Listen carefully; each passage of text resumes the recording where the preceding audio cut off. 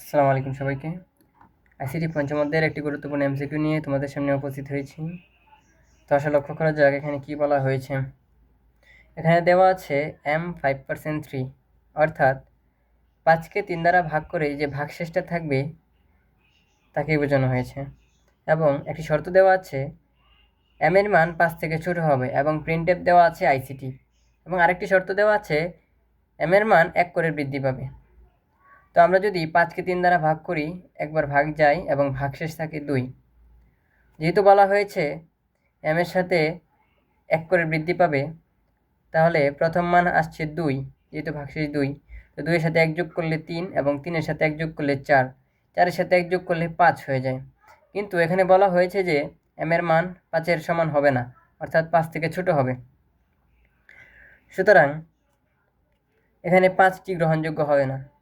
তো সেক্ষেত্রে দেখা যাচ্ছে 2, 3 এবং 4, অর্থাৎ আইসিটি লেখাটি 3 বার প্রদর্শিত হবে।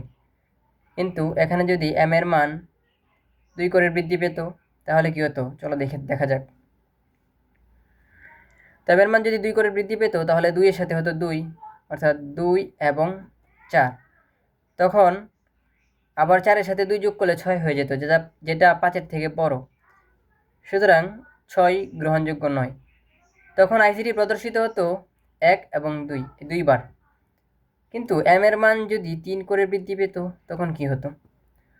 তো যেহেতু ভাগশেষ 2 আছে, 2-এর সাথে 3 যোগ করলে হয় 5, কিন্তু 5 এখানে শর্ত অনুযায়ী 5 হবে না, কারণ m এর মান 5 থেকে ছোট হতে হবে।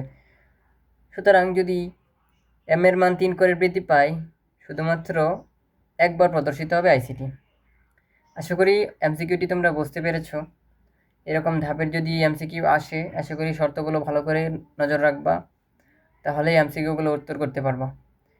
ভাই একটু বিস্তারিত বলে বুঝিয়ে বুঝিয়ে করেছি, তাই একটু সময় নিয়েছি। কিন্তু তোমরা পরীক্ষার হলে কোনো এমসিকিউ 1 মিনিটের বেশি সময় নেবা না, চেষ্টা করবা 1 মিনিটের কম সময়ে অ্যান্সারটা ধরে দাগিয়ে দেওয়ার চেষ্টা করা। তো যারা এতক্ষণ ভিডিওটি দেখতেছিল, তোমাদের সকলের কাছে অনুরোধ রইল ভাইয়ের পেজটি ফলো দিয়ে সাথে থাকবা। এরকম আরও নতুন নতুন ভিডিও আসবে ইনশাআল্লাহ।